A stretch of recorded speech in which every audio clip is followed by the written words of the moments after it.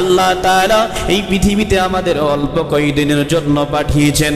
আল্লাহ তাআলা বলেন, বান্দা এই পৃথিবীর জমিনটা আমি তোমাদেরকে আখিরাতের বাজার করবার জন্য পাঠাইলাম।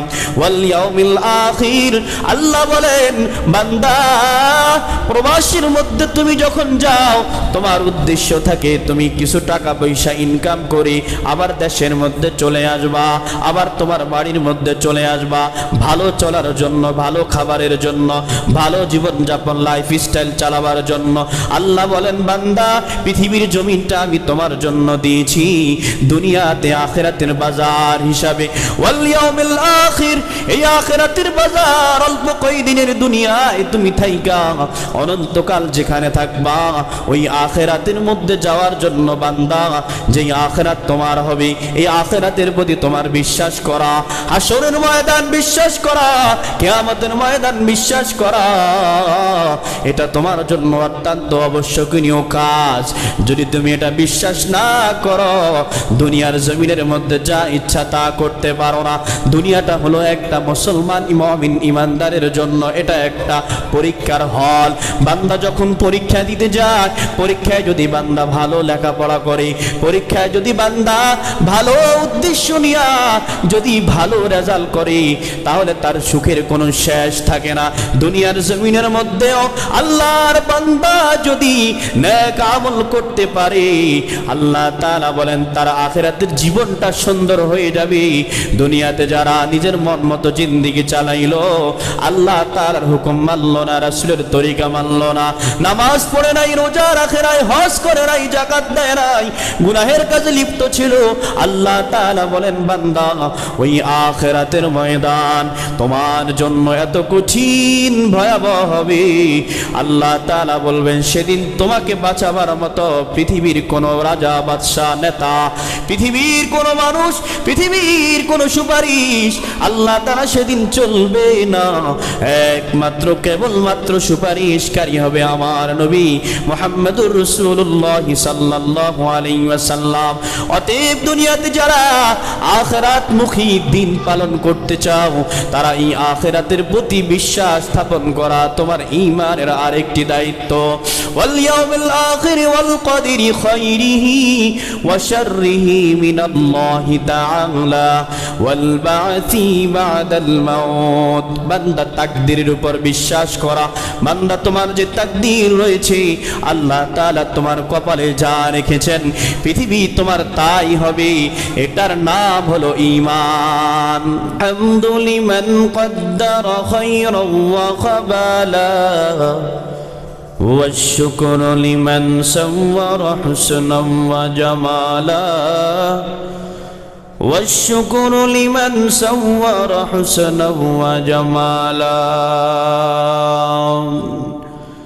فرد صمد عن صفة الخلق بريء رب الأجلي خلق الخلق كمالا رب الأجلي خلق الخلق كمالا لا لد ولا مثل ولا حد لمولاه الآن كما كان ولم يلق زوالا الآن كما كان ولم يلق زوالا الحمد لله আল্লাহ তাআলার দরবারে অসংখ্য অগণিত শুকর ও সুজুদ যে আল্লাহ রাব্বুল আলামিন আমাদেরকে পবিত্র জমাদিউল উখরা মাসের প্রথম জুমায় আল্লাহ তাআলার ঘরে আসা ও বসার মতো তৌফিক দান করেছেন। শুকরিয়া আদায় করি মহামনিবের দরবারে, আল্লাহ পাকের শেখানো ভাষায় সকলেই কালিমাতুশ শুকর গুজার করি আলহামদুলিল্লাহ।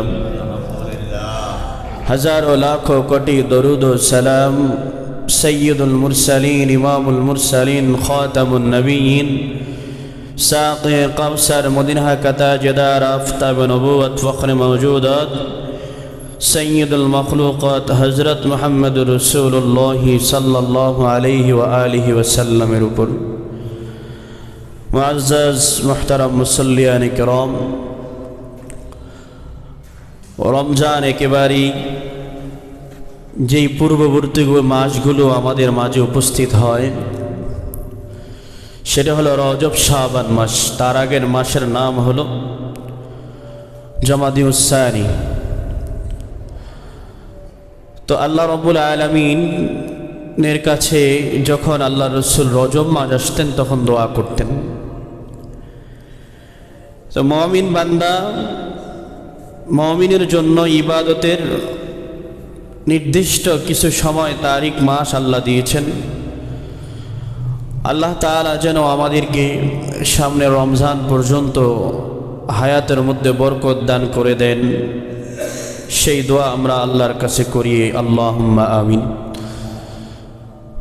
আজকের আলোচনায় আমি সূরার একেবারেই জিলজালার শেষ 2 আয়াত তেলাওয়াত করেছি। আল্লাহ রাব্বুল আলামিনের এই দুনিয়ায়, পৃথিবীতে আমাদেরকে পাঠিয়েছেন কিসের জন্য? একমাত্র তার গোলামির জন্য। তার গোলামির সাথে যদি আমরা কাউকে শরীক করি, পৃথিবীতে একমাত্র নিকৃষ্টতম গুনার নাম কি? শিরিক। সবচাইতে নিকৃষ্টতম গুনার নাম হলো শিরিক। তো শিরিক এমন একটি মারাত্মক গুনাহ, যেই গুনাহ আল্লাহ তাআলা ক্ষমা করেন না। এবং আল্লাহ তাআলা কোরআনের বিভিন্ন জায়গার মধ্যে, বিভিন্ন স্থানে কঠোর হুঁশিয়ারি দিয়েছেন এই শিরকের বিষয়ে। এবং আল্লাহ নিজে বলেন, ফামান ইয়ামাল মিসকালা যাররাতিন খায়রান ইয়ারা। পৃথিবীতে যখন আসছো ইবাদতের জন্য, যতটুকু ইবাদত করবা এক জাররা পরিমাণও এর থেকে কম হবে না, বেশিও হবে না, কমও হবে না। একেবারে তোমার হিসাবটা তোমাকেই জাররা সমপরিমাণ মিলিয়ে দেওয়া হবে। এবং কেউ যদি এর বিপরীত গুনাহ করে, সেই বিপরীত গুনাহ যদি কেউ জাররা সমপরিমাণ করে, সেটাও সে কিয়ামতের ময়দানে দেখতে পাবে। এবং দুর্ভাগ্য তাদের হবে যাদের আমল নামা বাম হাতে আসবে।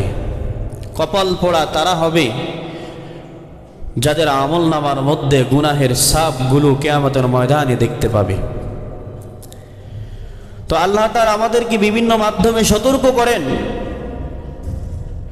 যে বান্দা, দুনিয়াতে যত নাফরমানি করো, যত গুনাহ করো, যদি কোনো একদিন তুমি অনুসূচিত হয়ে আমার কাছে আসো, আমি আল্লাহ সেটা তোমাকে ক্ষমা করে দিব। কিন্তু একমাত্র, শুধুমাত্র, কেবলমাত্র আমার সাথে শিরকের গুনাহ ব্যতীত। বর্তমান বাংলাদেশে প্রেক্ষাপট যারা জানেন, মানিকগঞ্জের ঘিওরের মধ্যে এক বাউল শিল্পী আবুল সরকার নামে আল্লাহকে নিয়ে কুরুচিপূর্ণ বক্তব্য করেছেন, যেগুলো সভ্য সমাজের উচ্চারিত কোনো শব্দ নয়। সে বলেছেন আল্লাহ তাআলা কোরআনুল কারীমের মধ্যে প্রথম বলেছেন আল্লাহ আসমান সৃষ্টি করেছেন, আবার বলেছেন কলম সৃষ্টি করেছেন, আবার বলেছেন পাহাড় সৃষ্টি করেছেন। আল্লাহ তাআলা এক মুখে কয় কথা বলে? এরকম আপনারা কথা শুনছেন কিনা বলেন, যারা সোশ্যাল মিডিয়াতে খবর রাখেন, যে আল্লাহ তাআলা এক মুখে কত কথা বলে?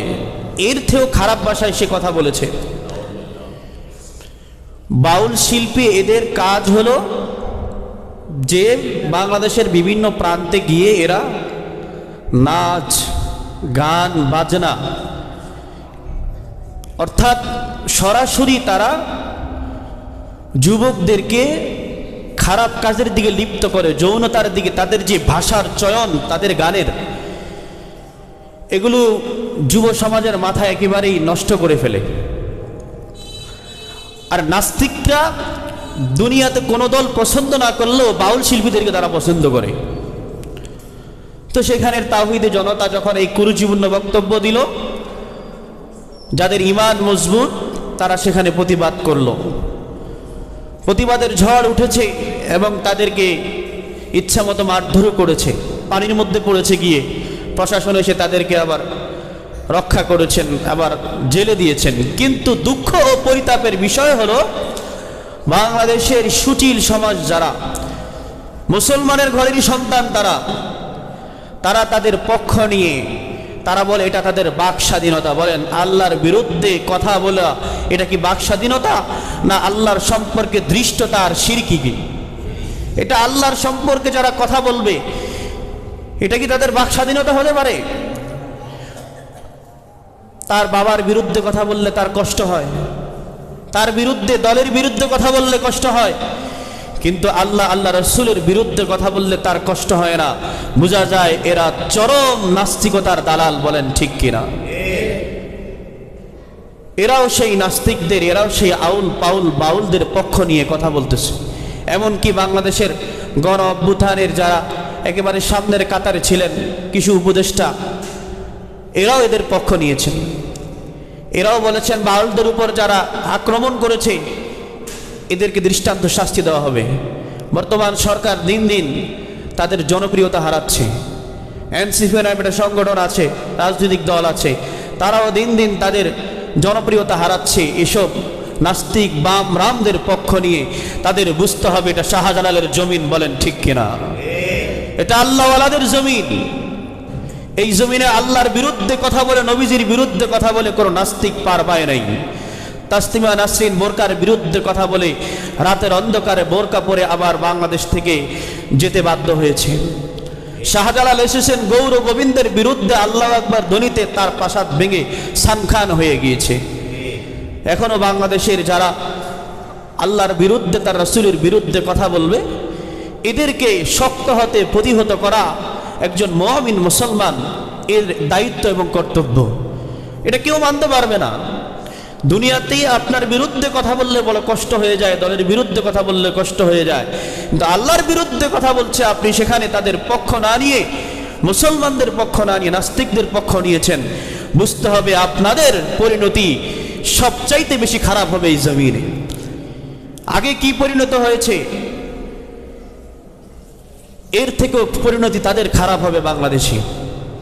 অতএব আমরা তাওহীদি জনতা বলতে চাই, আমরা মুসলমান হিসাবেই বলতে চাই, বাংলাদেশের এই 92% মুসলমানের দেশে কেউ আল্লাহ রাসূলের বিরুদ্ধে কথা বলে পার পাবে না। ভবিষ্যতে তারা যদি এরকম কথা বলার চেষ্টা করে তাদেরকে শক্ত হাতে প্রতিহত করতে হবে। তো আল্লাহ তাআলা যে বলেছেন যে ইন্না শিরকা লাযুলমুন আযীম, যে শিরিক হচ্ছে মারাত্মক গুনাহ। আল্লাহ বলেন তুমি গুনাহ করেছো, আমার কাছে অনুতপ্ত হও, ক্ষমা পাইবা, কিন্তু বান্দা না, একটা গুনাহ করবা না, শিরকের ধারে কাছেও যাবা না। এই কপাল শুধুমাত্র বানাইছি আমাকে সিজদা করার জন্য, এই জবান শুধুমাত্র আমি বানাইছি তুমি আমার ইবাদত করবা, আমাকে আল্লাহ বলে ডাকবা। পৃথিবীর সব তোর গোলামি করবে বান্দা, তুই শুধু একমাত্র আমার গোলামি করবি। এই জন্য আল্লাহ তাআলা বলেন ওয়ামা খালাকতুল জিন্না ওয়াল ইনসা ইল্লা লিয়াবুদুন। মুফাসসিরিনে কেরাম, মুহাদ্দিসিনে কেরাম বলেন ওয়ামা খালাকতুল জিন্না ওয়াল ইনসা ইল্লা লিয়াবুদুন। এই আয়াতের মাকসাদ যদি বান্দা তুমি পরিপূর্ণ করতে চাও তাহলে তোমাকে 5টা কর্মসূচি পালন করতে হবে। এই আয়াতের মাকসাদ যদি বান্দা পরিপূর্ণ করতে চাও, এই আয়াতের মাকসাদ যদি তুমি পূর্ণতা পেতে চাও, 1 নম্বর কর্মসূচির নাম হলো আল্লাহ তাআলা যা বলেছেন তা বিশ্বাস করা, আল্লাহ তাআলা যা বারণ করেছেন তা থেকে তোমাকে বিরত থাকা। আল্লাহ তাআলা ঈমানুল মুফাসসিরের মধ্যে জানা দেয় আমানতু বিল্লাহি ওয়া মালাইকাতিহি ওয়া কুতুবিহি ওয়া রুসুলিহি ওয়াল ইয়াউমিল আখির ওয়াল কদরি খাইরিহি ওয়া শাররিহি মিনাল্লাহি তাআলা ওয়াল বা'সি বা'দাল মাউত।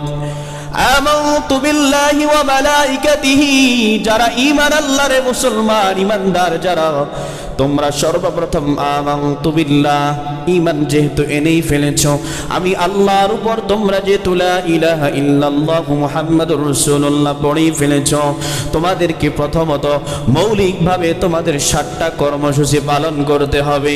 1 নাম্বার হলো আমানতু বিল্লাহি ওয়া মালাইকাতিহি, আমি আল্লাহ রাব্বুল আলামিন যত ফেরেশতা বানাইলাম, আমি আল্লাহ যত মাখলুক বানাইলাম, আমি আল্লাহর ফেরেশতাদের উপর বান্দা তোমরা দেখো নাই আমার ফেরেশতাদেরকে, কিন্তু আমার ফেরেশতাদের প্রতি ঈমান আনা, আমার ফেরেশতাদের প্রতি বিশ্বাস স্থাপন করা, এটা বান্দা তোমার প্রথম ঈমানের গুণ। আমানতু বিল্লাহি ওয়া মালাইকাতিহি ওয়া রুসুলিহি, আমি আল্লাহ রাব্বুল আলামিন দুনিয়ার জমিনের মধ্যে যখন আমি আমার রাসূলদেরকে পাঠাইলাম, আমার নবীদেরকে পাঠাইলাম, আমি আল্লাহ রাব্বুল আলামিন দুনিয়ার জমিনের মধ্যে 1 লক্ষ বা 2 লক্ষ পয়গম্বর পাঠায়া দিলাম। 1 লক্ষ বা 2 লক্ষ পয়গম্বর পাঠানোর পর আমি আল্লাহ তোমাদেরকে বারবার সতর্কবাণী দিলাম, ও বান্দা, দুনিয়াতে যাওয়ার পরে তোমরা কিতাব পাইবা না, তোমরা রাসূল পাইবা না। আমি আল্লাহ যুগে যুগে তোমাদেরকে কিতাব দিয়া পাঠাইলাম, আমি আল্লাহ যুগে যুগে তোমাদেরকে রাসূল দিয়া পাঠাইলাম। যুগে যুগে কিতাব আর রাসূল যখন তোমাদের সামনে আসবে, যুগে যুগে রাসূল আর কিতাব তোমাদের সামনে আসার পর তোমরা এক বাক্যে বিশ্বাস করবা, লা ইলাহা ইল্লাল্লাহ মুসা কালিমুল্লাহ, লা ইলাহা ইল্লাল্লাহ ইব্রাহিম খলিলুল্লাহ, লা ইলাহা ইল্লাল্লাহ মুহাম্মাদুর রাসূলুল্লাহ। এইভাবে দ্বিতীয় তোমাদের কর্মসূচির নাম হলো আল্লাহ তাআলার ফেরেশতাদের পরেই আমার রাসূলদের প্রতি তোমাদের ঈমান আনা। যারা এর বিপরীত করবে তারা নাস্তিক। মুসলমানের ঘর থেকে নাস্তিক তৈরি হয় যারা আল্লাহ বিশ্বাস করে না, রাসূল বিশ্বাস করে না, কিতাব বিশ্বাস করে না, ফেরেশতা বিশ্বাস করে না, আল্লাহ তাআলার মাখলুক বিশ্বাস করে না, আল্লাহ যে তাকে বানিয়েছেন সেটাও তা বিশ্বাস করতে পারে না। আল্লাহ বলেন, বান্দা, আমাকে যদি বিশ্বাস করতে হয়, আমার কুদরত যদি বান্দা তোমার চোখে দেখতে হয়, তুমি আমার কুদরত দেখো, আমার জমিন দেখো, দেখো না আমার জমিনটা আমি কিভাবে নাড়াচাড়া দেই মাঝে মধ্যে, দেখো না মাত্র কিছুদিন আগে ভূমিকম্প গিয়েছেন। আবুল সরকার, নাস্তিকরা তাদের হুঁশ এখনো হয় না, বেনামাজির হুঁশ এখনো হয় না। আল্লাহ যে একজন বিরাজমান, সেই আল্লাহর প্রতি এখনো তাদের হুঁশ হয় না, আল্লাহর প্রতি এখনো তাদের বিশ্বাস অর্জন হয় না। আল্লাহ বলেন, তোদের 5 তলা 10 তলা 20 তলা 50 তলা থেকে আমি আল্লাহ তোকে জমিনের মধ্যে নামাইতে আমার 3 সেকেন্ডের ভূমিকম্পের প্রয়োজন হয়। বলেন ঠিক কিনা?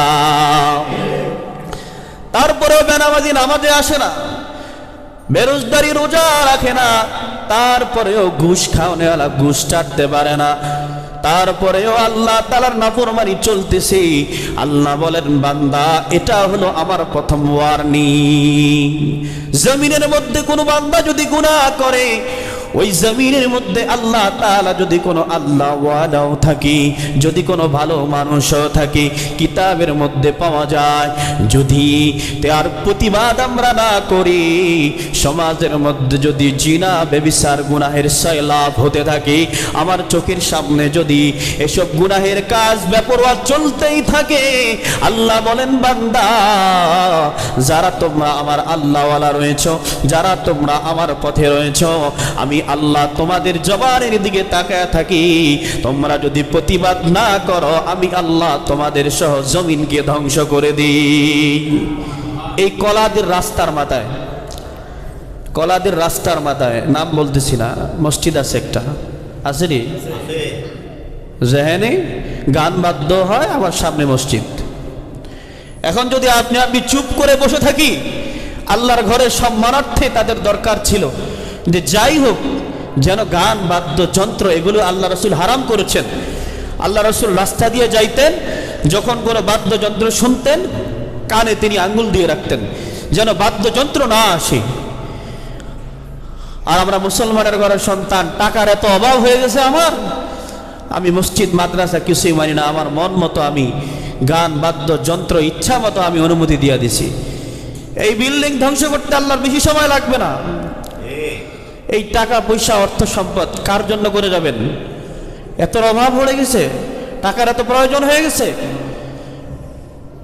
আল্লাহ হেদায়েত দান করুক, আমিন। এই জন্য বলতে চাই, নাফরমান যারা, বেঈমান যারা, সতর্ক হও। আল্লাহ তাআলা বারবার সতর্ক বার্তা দিয়েছেন। আল্লাহ তাআলা বলেন, 2 নাম্বার হলো আমার ফেরেশতাদের প্রতি বিশ্বাস করবা, ওয়া মালাইকাতিহি ওয়া কুতুবিহি। 3 নাম্বার কর্মসূচির নাম হলো বান্দা, আমি যে কিতাব দিয়েছি সেই কিতাব তুমি বিশ্বাস করবা।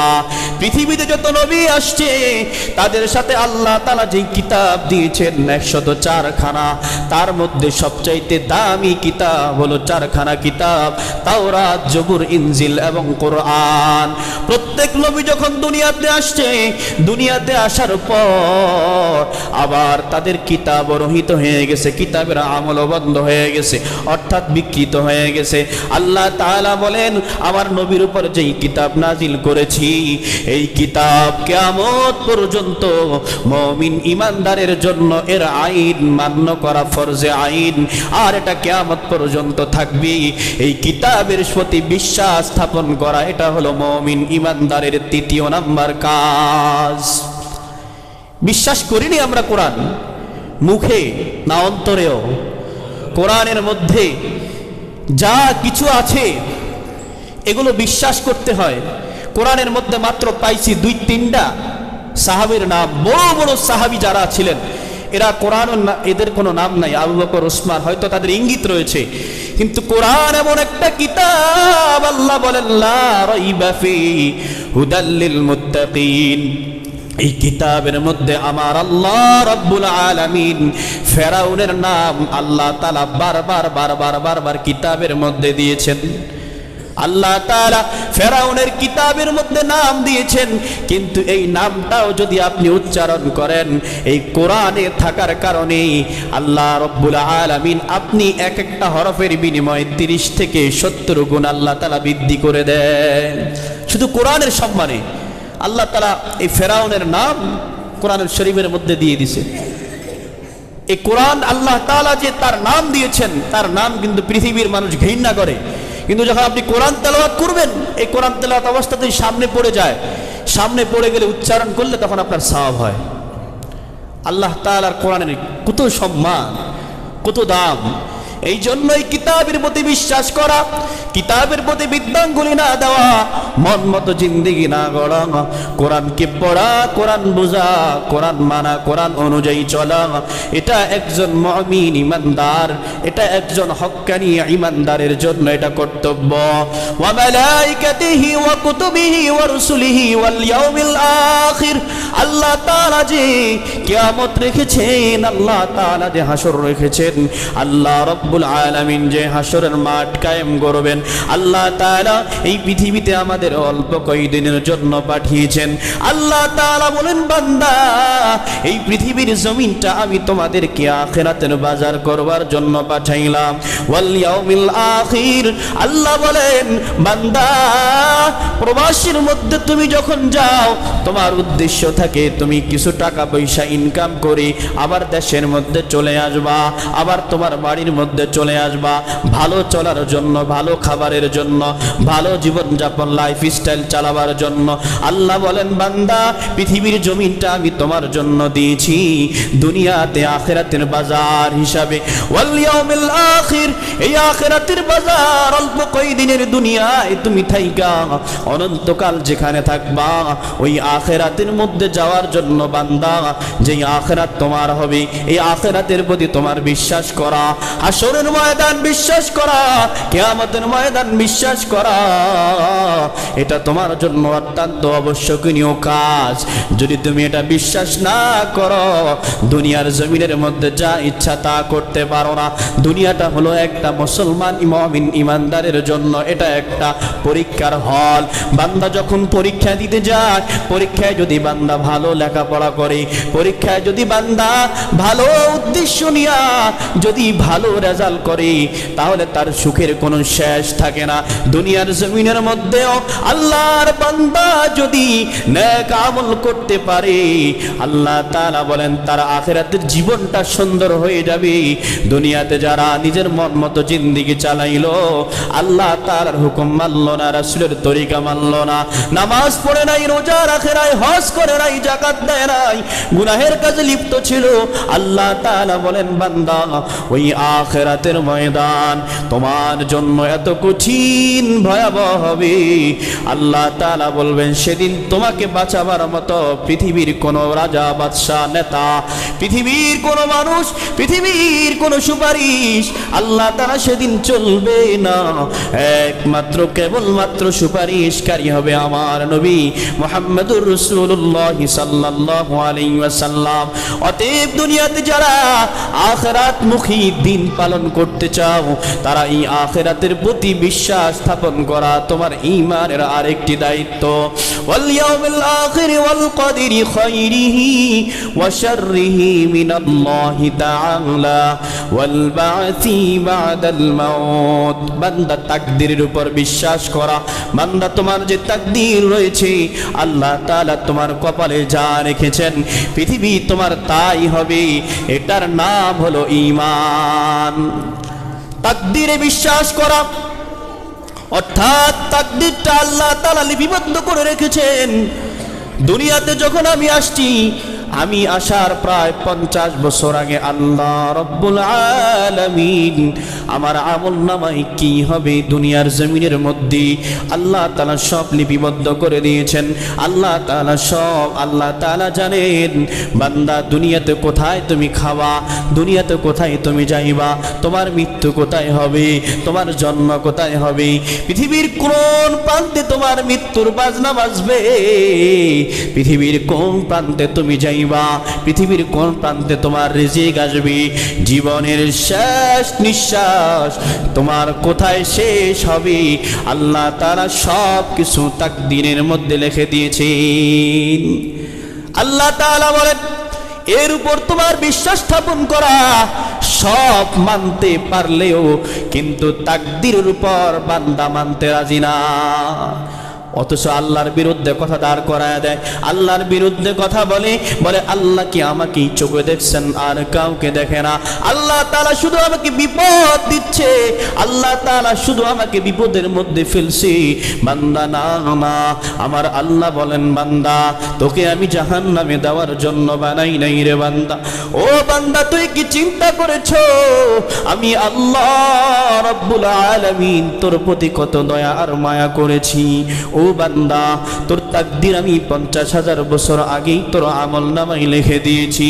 আল্লাহ রব্বুল আলামিন বলেন বান্দা এই নিয়ামত আর এই রহমত আর এই বরকত আমি আল্লাহ তোকে যে দিলাম, আমি আল্লাহ রব্বুল আলামিনের প্রতি বিশ্বাস স্থাপন করার মধ্যে তোর সবচাইতে বড় বিশ্বাসের নাম হলো আমি আল্লাহর পরে তাকদীরের উপর তোর কঠিন আস্থা বিশ্বাস থাকতে হবে।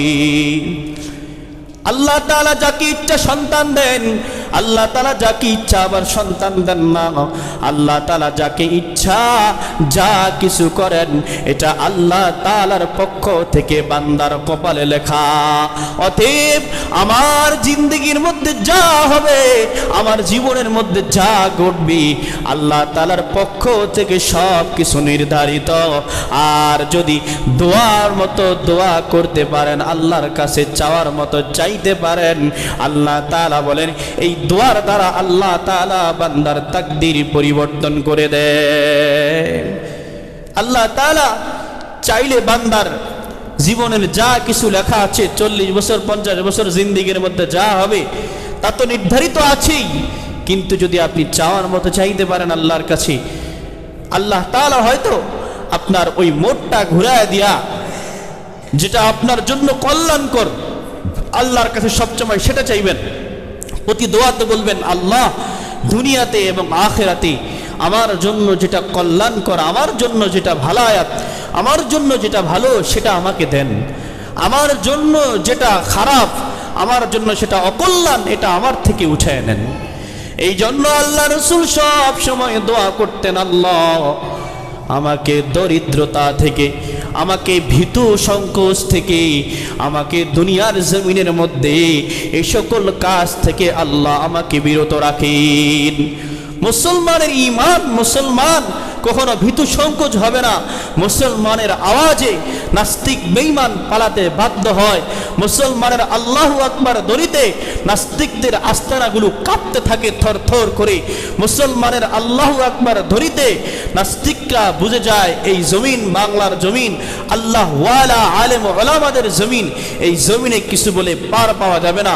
আর আল্লাহু আকবার ধ্বনি যেদিন কমতে থাকবে, ভীতু সংকোচ মনে থাকবে, আল্লাহ তাআলার ঈমানের প্রতি দুর্বল হবেন, সেদিন থেকেই আপনার উপর বিপদ আর মুসিবত, নাস্তিকরা সব কিছু আপনি আমার উপর চাপায়া দিবে। এই জন্য আল্লাহ তাআলা বলেন এই ভীতু সংকোচ মনা, আল্লাহ তাআলার দরিদ্রতা, ঈমানকে মজবুত করা, এগুলোর থেকে আল্লাহ তাআলার কাছে চাইবেন। চাওয়ার মতো চাইতে জানলে আল্লাহ তাআলা এগুলো পরিবর্তন করে দিতে পারে। আরেকটা হলো আল্লাহ তাআলা শেষ বলেন ওয়াল বা'সি বা'দাল মাউত।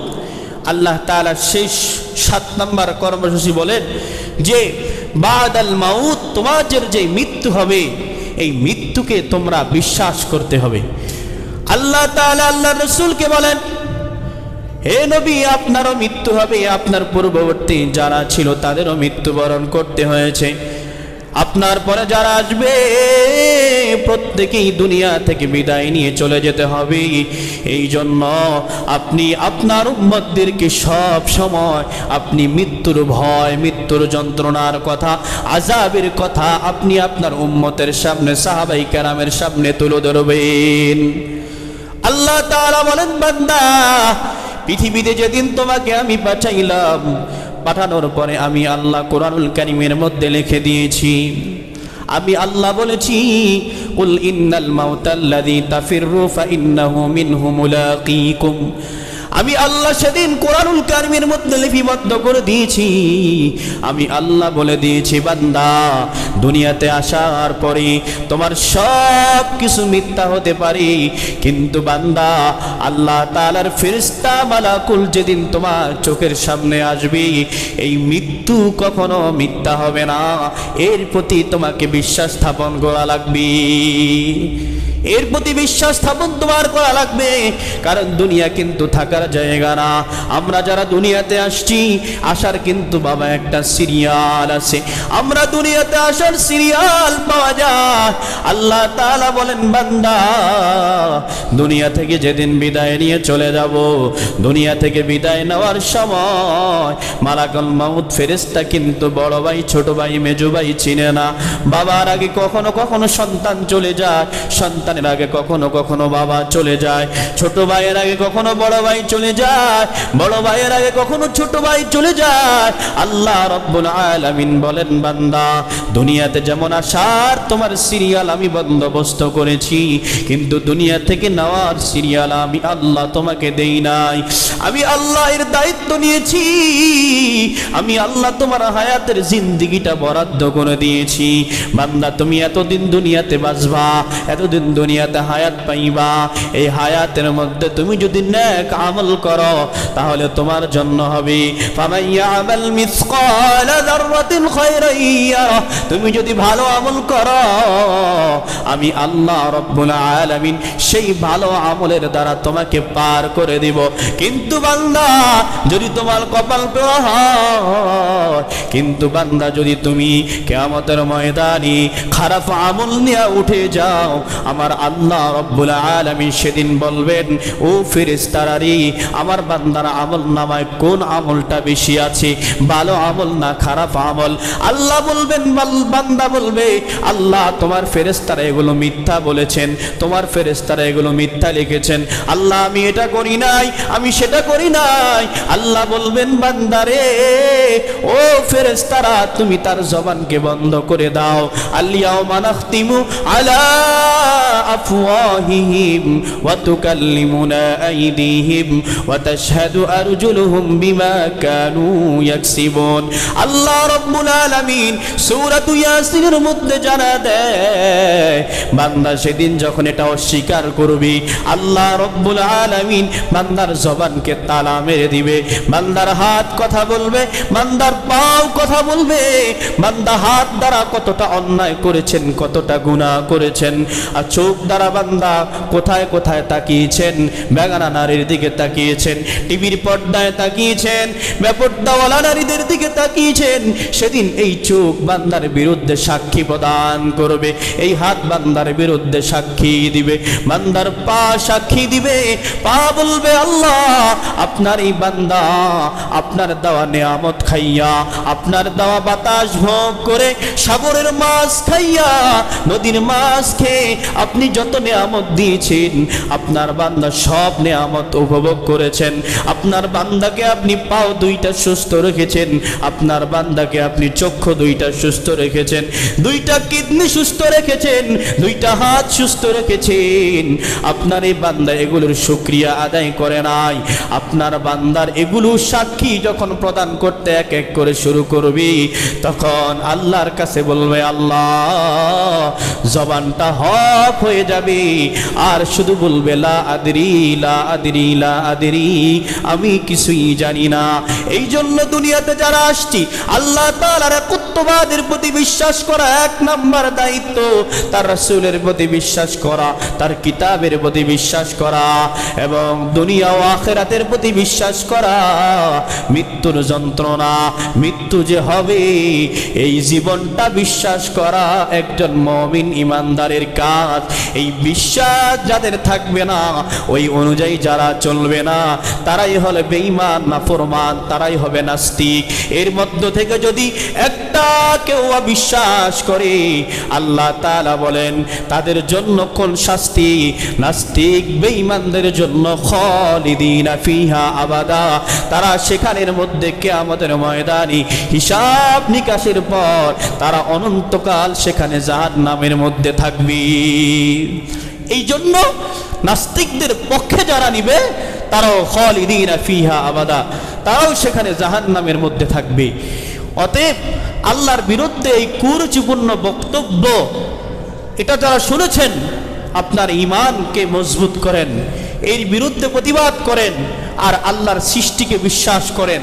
এগুলো সম্পর্কে ভাবেন, আল্লাহর সৃষ্টি তো ভাবতে হয় না, আপনার নিজের এই 3.5 হাত বডির মধ্যে তাকায় দেখেন আল্লাহ কত নিয়ামত দিয়েছেন। সেই আল্লাহকে আমরা বিশ্বাস করছি না, আর সেই আল্লাহর সম্পর্কে আমরা কলম ধরছি। আউল পাউল বাউল নাস্তিক মুরতাদ, এরা মুসলমানের ঘরের সন্তান। আপনি গিয়ে দেখেন এরা মুসলমানের ঘরের সন্তান, অথচ এরা আল্লাহর বিরুদ্ধে কথা বলে, নবীর বিরুদ্ধে কথা বলে। আল্লাহ তাআলা যেন এদেরকে হেদায়েত দান করুক, সকলে বলি আমিন। তাহলে শিরক কি? ইন্না শিরকু লাযুলমুন আযীম, মারাত্মক গুনাহ। এই গুনাহ থেকে যেন আল্লাহ তাআলা আমাদের হেফাজত করে। শিরক, বিদআত, এই দুই গুনাহ মারাত্মক। আল্লাহ রাসূল যা বলেছেন এর মধ্যে কম বেশি করা, এটা হলো বিদআত। আর আল্লাহর সাথে, আল্লাহর সৃষ্টির সাথে, আল্লাহর জাত ও সিফাতের সাথে কাউকে শরীক করা, আল্লাহর কথার সাথে অন্য কথাকে বিকৃত করা, কোরআনকে বিকৃত করা, হাদিসকে বিকৃত করা, এর নাস্তিকতার সমতুল্য। এদের জন্য দুনিয়াতেও লাঞ্ছিত, আখিরাতেও আল্লাহ তাআলা তাদেরকে লাঞ্ছনার ব্যবস্থা করেছেন। আল্লাহ তাআলা এদেরকে হেদায়েত দান করুক। সাথে সাথে আমাদেরকেও আল্লাহর সৃষ্টি, মহান বিশালতা, এগুলো সম্পর্কে ভাবা, আল্লাহ তাআলার একত্ববাদকে বিশ্বাস করা, ঈমানের 7 মৌলিক বিষয়কে বিশ্বাস করার তৌফিক, মানার তৌফিক দান করুক আমিন। যারা সুন্নাত পড়ে নাই, 4 রাকাত কিবলার জুমা আদায় করে নি।